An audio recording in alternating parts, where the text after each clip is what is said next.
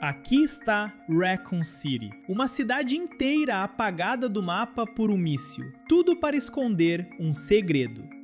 A história de Resident Evil vem sendo construída há quase 30 anos. Vírus T, infecção, Tyrant, Umbrella, Leon, Chris, Wesker e uma infinidade de outras peças que formam um enorme quebra-cabeça. E agora, com esse novo capítulo, Resident Evil 9 Requiem leva a saga de volta exatamente ao ponto de origem de tudo isso. 1998, o ano em que tudo começou. O problema é que para entender de verdade o que está acontecendo, como sempre, é preciso reunir vários documentos e principalmente conectar tudo com os eventos do passado. Foi exatamente assim que eu construí este vídeo. Então, mesmo que você não conheça profundamente a franquia, pode ficar tranquilo, você vai entender. Essa é a história completa de Resident Evil 9 Requiem. Estamos em 2026. Esses acontecimentos se passam depois da história principal de Resident Evil 8 Village, mas antes da cena pós-créditos. Nós controlamos Grace Ashcroft, uma analista do FBI encarregada de investigar uma doença desconhecida que começa aos poucos a surgir. Todas as vítimas apresentam exatamente os mesmos sintomas. Também descobrimos que a quarentena de Raccoon City foi prorrogada até 2040. E vale lembrar, tudo isso começou 28 anos antes, em 1998. Raccoon City, devastada por um vírus desconhecido, revelou ao mundo uma série de anomalias. A causa disso tudo? O vírus T, criado secretamente por uma gigantesca empresa farmacêutica chamada Umbrella. Ou melhor, farmacêutica só de fachada. Na prática, a empresa servia como uma cobertura para realizar experimentos secretos com vírus. Quando um desses vírus escapou acidentalmente, a infecção se espalhou por toda a cidade e transformou boa parte da população em monstros, os primeiros zumbis. Em questão de horas, Raccoon City virou um inferno a céu aberto. Nem mesmo o exército foi capaz de conter o surto. Então, para impedir que a catástrofe se espalhasse e principalmente para evitar que esse vírus caísse nas mãos de países capazes de transformá-lo em arma biológica, o governo dos Estados Unidos tomou uma decisão radical: apagar completamente a cidade com um míssil. Os sobreviventes receberam a ordem de fugir o quanto antes. Naquela noite, quase 100 mil pessoas, infectadas ou não, foram exterminadas. Desde então, a cidade foi colocada em quarentena e se tornou inacessível para o resto do mundo. O que chama a atenção no presente é algo que Grace lê em um artigo. Os Estados Unidos decidem se retirar repentinamente do Tratado de Proibição de Armas Biológicas. Armas biológicas, nesse contexto, são monstros criados a partir de vírus com fins militares ou paramilitares. Existe uma enorme variedade desses produtos. Mas, pensando bem, talvez essa decisão dos Estados Unidos nem seja tão estranha assim. Em 2013, o presidente americano Adam Benford estava prestes a revelar ao mundo inteiro a verdade sobre o incidente de Raccoon City e sobre a participação do próprio governo nessas pesquisas. Sim, os Estados Unidos financiavam os projetos da Umbrella numa corrida armamentista. Mas antes que Benford pudesse abrir a boca, ele foi assassinado em um atentado bioterrorista pelo próprio Conselheiro de Segurança Nacional. Obviamente, isso nunca veio a público. Grace é então chamada ao escritório do seu superior para assumir uma investigação ainda mais urgente. Um homem com sintomas típicos foi encontrado no Hotel Brentwood. O relatório diz o seguinte: um cadáver acaba de ser encontrado em circunstâncias inexplicáveis, com hematomas negros por todo o corpo.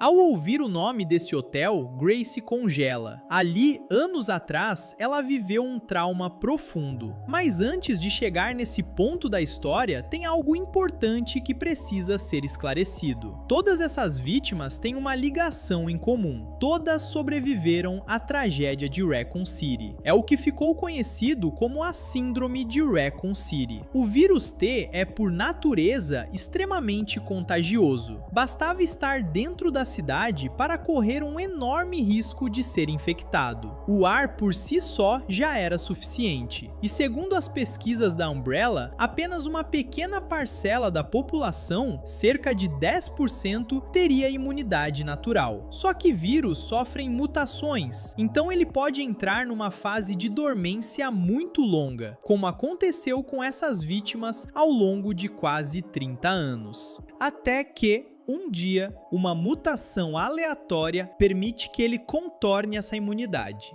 Aí, o vírus desperta. Os sintomas aparecem e a vítima morre poucos dias depois.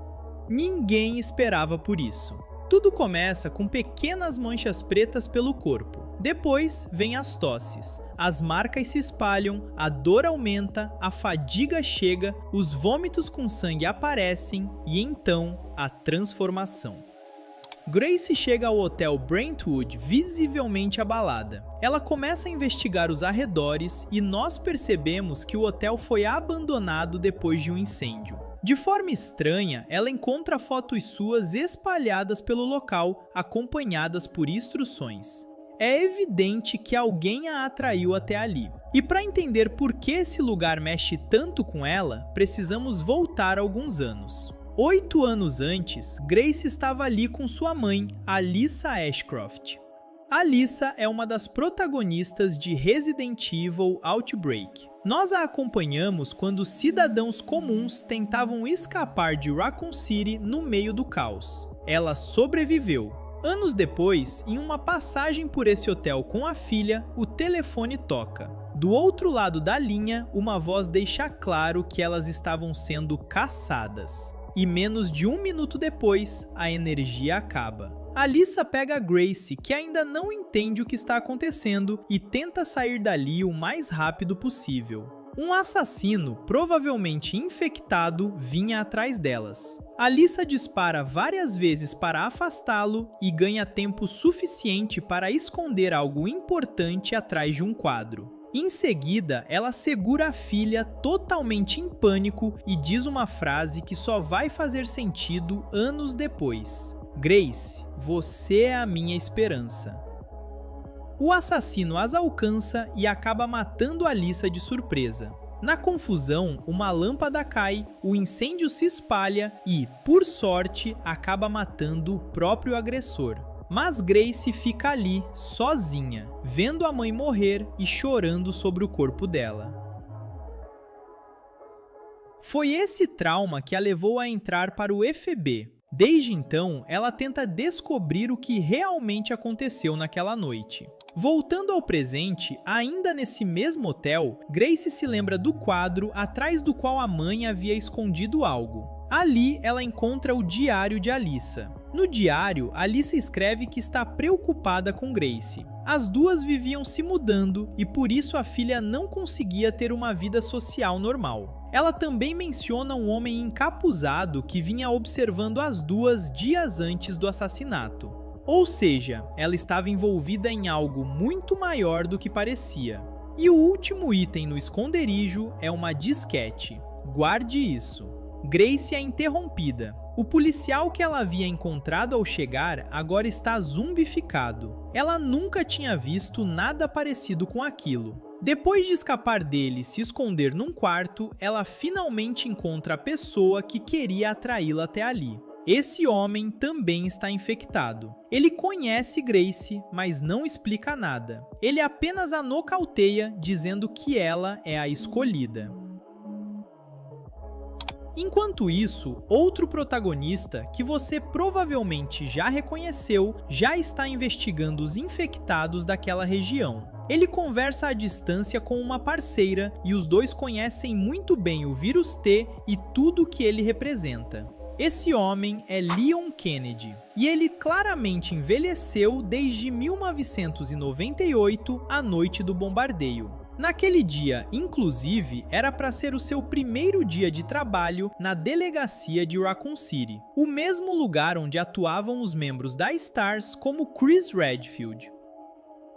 Depois do incidente, Leon foi recolhido pelo governo americano. Ele sabia demais sobre a existência das armas biológicas para continuar livre por aí. Primeiro, ele foi integrado a uma unidade secreta encarregada de caçar os restos da Umbrella. Depois, passou a trabalhar no DSO, uma agência federal especializada em combater o bioterrorismo. Desde então, ele é enviado para qualquer lugar do mundo onde surja uma nova ameaça biológica. A pessoa com quem ele fala à distância é Sherry Birkin. Ela é filha do pesquisador William Birkin, profundamente envolvido nos experimentos da Umbrella, especialmente no desenvolvimento do vírus G, derivado do vírus T, mas ainda mais agressivo. Quando a Umbrella tentou assassiná-lo para recuperar os seus dados, Birkin se injetou com o vírus e o caos provocado por ele foi justamente o que levou ao vazamento do vírus T e ao início da epidemia.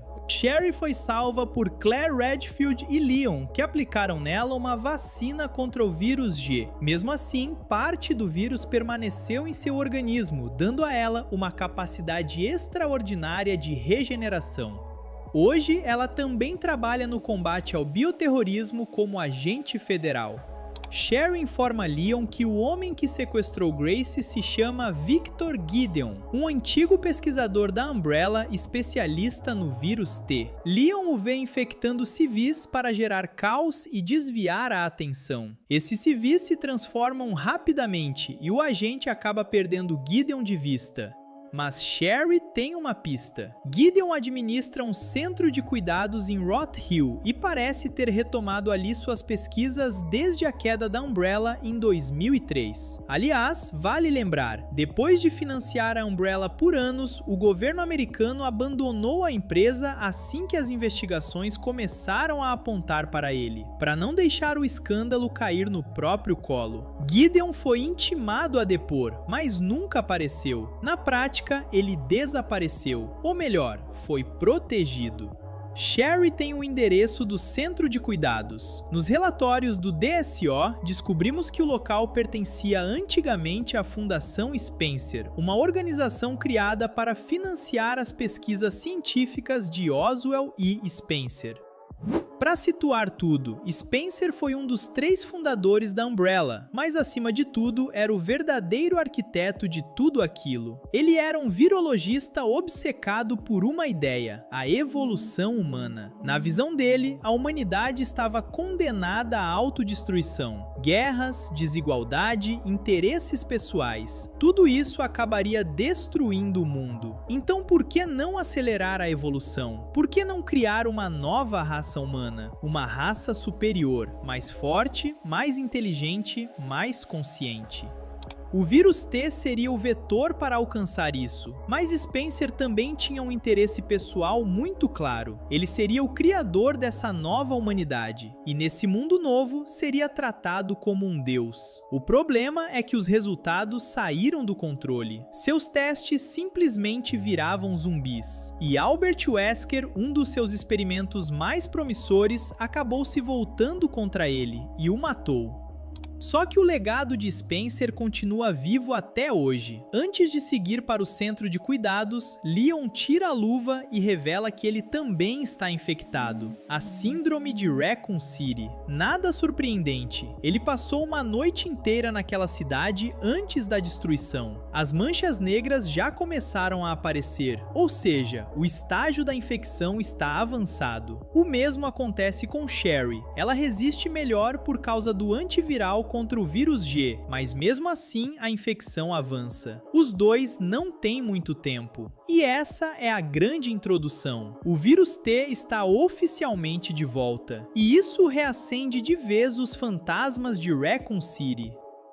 Voltando para Grace, depois de ser sequestrada por Gideon, ela desperta no centro de cuidados. Seu sangue foi colhido, analisado e os resultados são claros. Ela é a chave. Grace consegue se libertar e foge pela instalação, especialmente depois de descobrir outros infectados espalhados pelo local. É durante essa fuga que ela se depara com o primeiro inimigo realmente aterrorizante, a garota. Ela é enorme, assustadora, surge sempre de surpresa e, se te agarra, acabou. Mas ela tem uma fraqueza, a luz. Ela não suporta a claridade, queima ao menor contato. Então o grande objetivo passa a ser sobreviver usando as poucas fontes de luz ainda funcionando no lugar. Documentos a identificam como o sujeito 170, Marie. Ela foi criada a partir do sangue coletado de 115 pessoas infectadas. Mesmo assim, os cientistas a classificam como um fracasso. Ela não era o que eles queriam criar. A ordem, inclusive, já tinha sido dada: eliminar o experimento por causa dos inúmeros ataques cometidos por ela.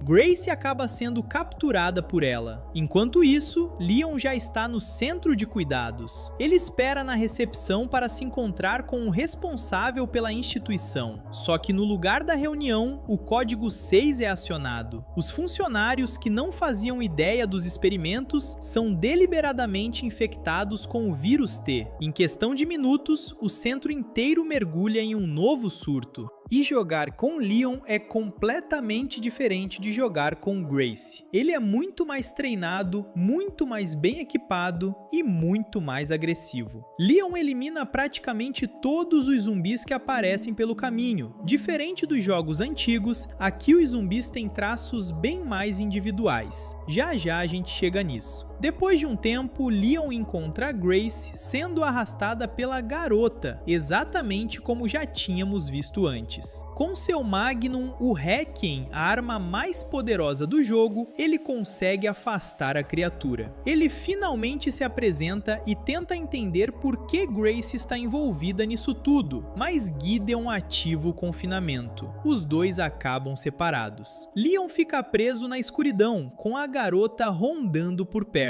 Antes disso, ele só consegue deixar a arma com Grace. Ele já entendeu que de um jeito ou de outro, ela é importante demais nessa história. Assim que as cortinas se fecham, Gideon captura Leon. Ele percebe imediatamente que Leon também está infectado, e isso ainda prova outra coisa. Gideon já sabia exatamente quando Dizô chegaria. Alguém muito bem posicionado o avisou. Provavelmente o próprio governo, mesmo Leon trabalhando para eles. Enquanto isso, Grace continua avançando pela estrutura, tentando entender por que ela é tão importante. E os infectados daqui são diferentes. A maioria deles ainda mantém fragmentos de memória. Um deles odeia a luz e faz de tudo para apagá-la. Outra sofre do que os pesquisadores chamaram de síndrome da protagonista. Ela fica vagando pela instalação e cantando, só para chamar atenção. Esse barulho, inclusive, deixa os outros infectados mais violentos. Cada um deles reproduz de algum jeito padrões da própria vida antes da mutação. Alguns sofreram mudanças ainda mais radicais. Os Beaster Heads, por exemplo. Eles são muito mais resistentes e ainda conseguem infectar outros zumbis que por sua vez se tornam novos Beaster Heads.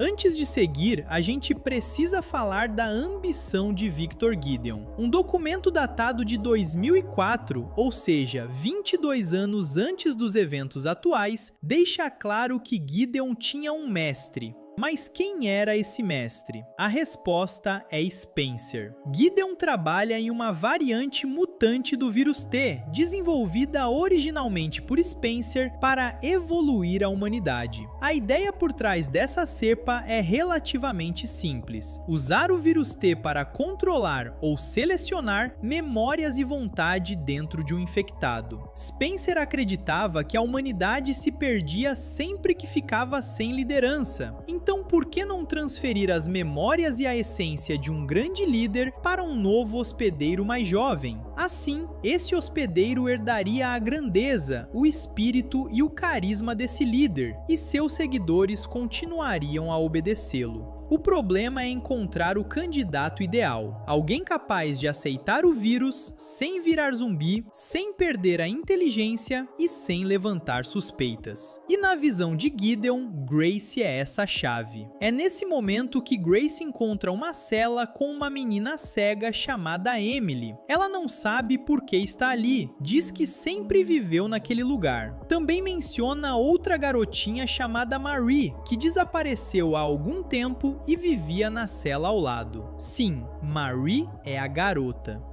Grace promete encontrar um jeito de libertar Emily. Enquanto isso, os arquivos continuam revelando o que aconteceu com Alyssa. Gideon confirma que foi ele quem matou a mãe de Grace, depois de descobrir que a menina ainda vivia com ela. Ele sugere que Grace teria sido fabricada por Spencer e menciona algo chamado Elpis, a peça central de tudo isso, o desejo final de Gideon e o grande projeto de Spencer.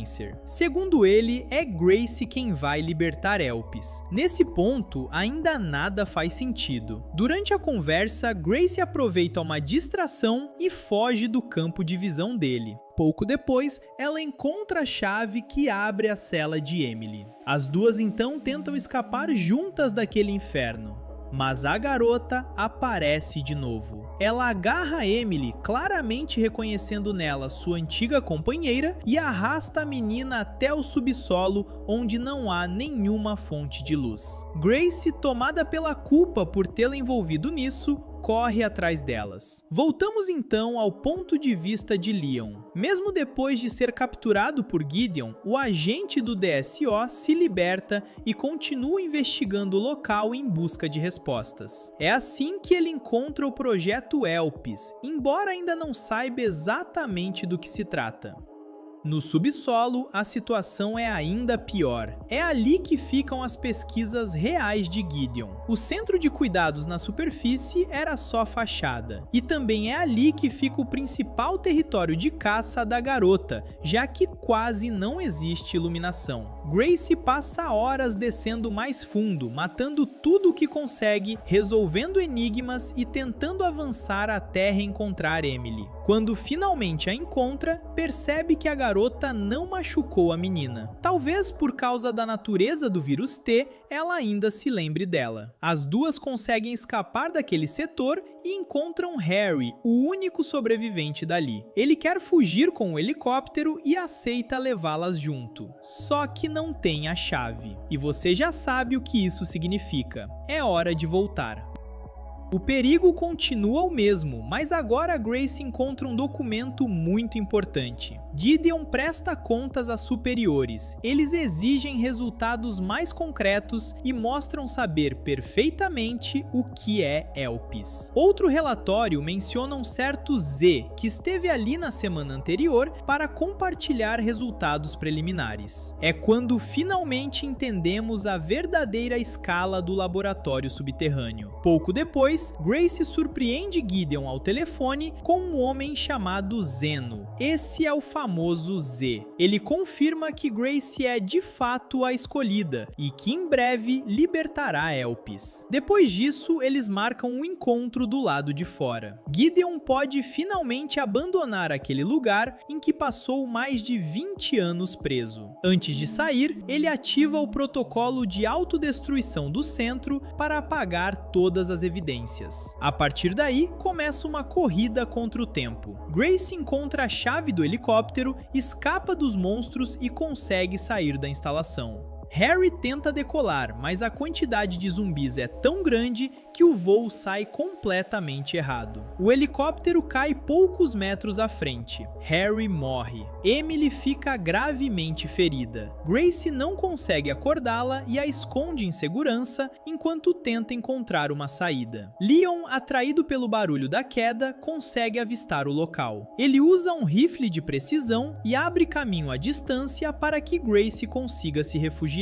A partir daí, horas se passam enquanto ela procura uma forma de escapar. A garota continua lá, perseguindo cada passo de Grace sempre que ela entra em alguma área escura. Até que, por fim, Grace encontra uma escotilha que leva para fora. O sol está nascendo. E como a garota queima sob a luz, essa parece ser a saída perfeita. Só que Grace não vai sair sozinha. Emily já não consegue mais conter a infecção. Ela sofre mutação. Sua nova forma lembra muito a da garota, o que sugere que recebeu a mesma cepa ou talvez seja geneticamente muito próxima de Marie. Leon aparece a tempo e a neutraliza. Grace entra em desespero. Ela repete várias vezes que tudo aquilo é culpa dela. Na verdade, desde a morte da mãe, Grace carrega um peso enorme. E agora, depois de descobrir que tantas experiências foram feitas em torno dela, essa culpa só se tornou ainda mais sufocante. Leon tenta mantê-la em pé. Ele diz que sabe muito bem o que significa ver pessoas morrerem sem poder fazer nada. Quando ele fala isso, está pensando em Raccoon City. Grace decide recuar e devolve a arma a Leon. Nesse momento, ele começa a tossir sangue. Leon já está entrando no estágio 3 da infecção, o último estágio. Ao sair dali, Grace se depara mais uma vez com Gideon, que claramente estava esperando por ela. Ele abre um portal e mostra a pessoa com quem está trabalhando, seu associado, talvez até seu superior, Zeno. É impossível não comparar Zeno com Albert Wesker. Ele também foi um homem da Umbrella, também se infiltrou em Raccoon City, também seguiu seus próprios planos nas sombras. Depois de fingir a própria morte e obter poderes sobre-humanos graças a um vírus protótipo, Wesker matou Spencer e assumiu o sonho dele, forçar a evolução humana e se colocar no topo do mundo como um deus. No fim, isso o destruiu. Chris Redfield o perseguiu por anos, até acabar com ele. Mas Zeno não é Wesker, ele parece muito com ele, quase como um clone, até a voz é idêntica. Pode existir algo aqui envolvendo o vírus T, transferência de memórias ou algo nessa linha, mas por enquanto, Zeno não é Wesker. Zeno explica que Grace é ao mesmo tempo a razão pela qual Raccoon City foi destruída e a chave para um novo mundo. Um helicóptero chega para levá-los de volta à antiga cidade. Horas depois, Sherry entra em contato com Leon. Ela avisa que o governo está reduzindo seus recursos e quer que a missão seja encerrada. Ou seja, Zeno tem apoio de gente poderosa. Então Leon toma sua decisão. Ele vai voltar para Raccoon City, sozinho, sem apoio. 30 anos depois, a cidade continua congelada no tempo. O impacto do míssil ainda pode ser visto em toda parte, e aqui o jogo se diverte fazendo referência direta aos jogos antigos. A aranha gigante, os cães infectados, os zumbis da cepa original do vírus T, o posto de gasolina e, claro, a delegacia. A faixa de Welcome Leon ainda está lá, como se o tempo tivesse parado exatamente naquele dia. Mas antes de entrar na delegacia, outra coisa chama atenção. Não muito longe dali, existe uma base da BSAA. A BSAA é uma organização internacional criada depois da queda da Umbrella para combater o bioterrorismo, com apoio da ONU. É algo parecido com o DSO do Leon, só que em escala global. Mais tarde, descobrimos que o esquadrão da BSAA foi praticamente dizimado depois de um ataque. E tem mais. Sherry vasculha os arquivos do Pentágono e não encontra nenhuma ordem oficial para o bombardeio de Raccoon City. Ou seja, o governo não ordenou formalmente o ataque. Alguém fez isso por fora. Leon então percorre boa parte da cidade. Os zumbis ainda andam por lá, e depois de um tempo, ele consegue uma moto para se locomover. Enquanto isso, Zeno também está na cidade e encarrega Gideon de parar Leon. Depois de várias perseguições e confrontos, o agente do DSO consegue derrotar Gideon, ou pelo menos deixá-lo gravemente ferido.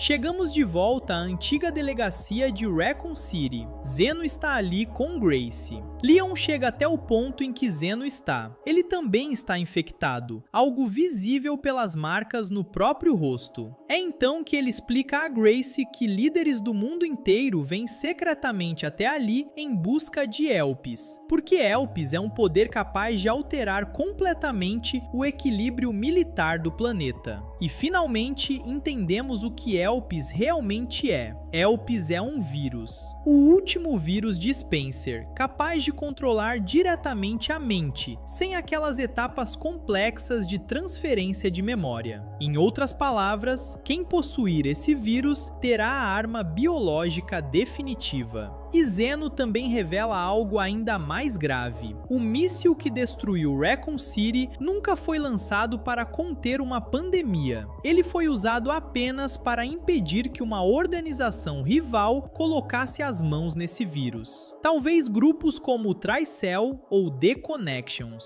O problema é que Elpis continua selado, e a chave para quebrar esse selo é Gracie. É então que Zeno mostra a ela vários clones. Emily, Mary e dezenas de outras garotas exatamente iguais. Todas elas foram criadas como tentativas de replicar Gracie. Todos os experimentos tinham o mesmo objetivo: fazer nascer uma garota com parte das memórias de Spencer, porque se uma delas herdasse essas memórias, seria capaz de acessar o código que libera a Elpis. Mas agora que eles têm a verdadeira Gracie, nada disso importa mais. Leon tenta surpreender Zeno, mas não consegue. O homem desvia de todos os tiros. Mais uma vez, a semelhança com Wesker é gritante. Zeno então libera Mr. X, um Tyrant, e vai embora com Gracie para libertar Elpis. Na franquia existem incontáveis armas biológicas, mas os Tyrants seguem quase sempre a mesma lógica: eliminar o alvo. Eles são resistentes, fortes e não muito inteligentes. Leon conhece bem esse tipo de criatura. Ele já enfrentou uma versão parecida 28 anos atrás. Depois de uma perseguição longa, ele consegue matar Mr. X. Mais adiante, Leon chega a uma instalação subterrânea altamente avançada, o verdadeiro laboratório, The Ark. Não é mais a Umbrella que opera o local, mas sim o grupo interessado em recuperar Elpis, muito provavelmente The Connections. A mesma organização envolvida em Evelyn em Resident Evil 7 e em Miranda em Resident Evil 8. Ali encontramos até um catálogo dos produtos que eles comercializam. Nessa parte, o jogo ainda traz várias referências aos fãs antigos. Os Lickers estão de volta, e também aparece o comandante de uma unidade de elite que lembra muito Hank, aquela figura conhecida como a Morte que trabalhou para a Umbrella e sempre sobreviveu. O jogo nunca confirma diretamente que seja ele, mas a semelhança é forte demais. O confronto corpo a corpo é intenso, mas Leon vence. E então chegamos ao ponto final da história. É aqui que está o projeto supremo de Spencer, o resultado de 30 anos de pesquisa, Elpis. Existe apenas um código que pode ser inserido na console, uma única tentativa errada e tudo entra em autodestruição. O código certo libera o vírus. Zeno está convencido de que Gracie conhece a resposta. Qual é o desejo do criador?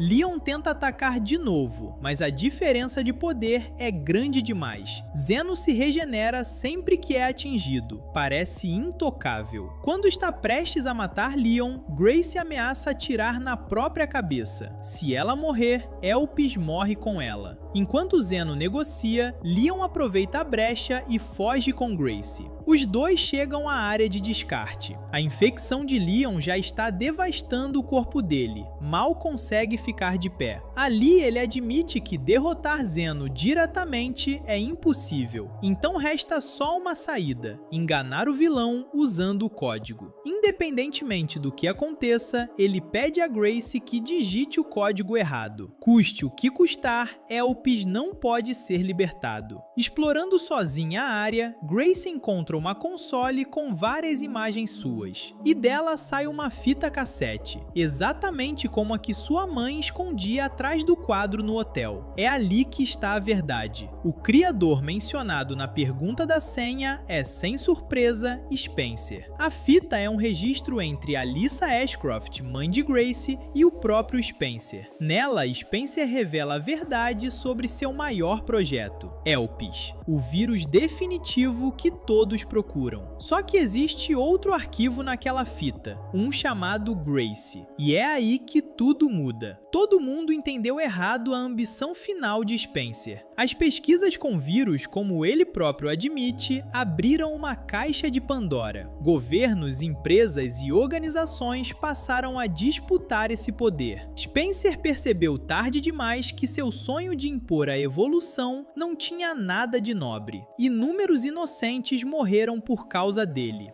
A culpa o consumiu.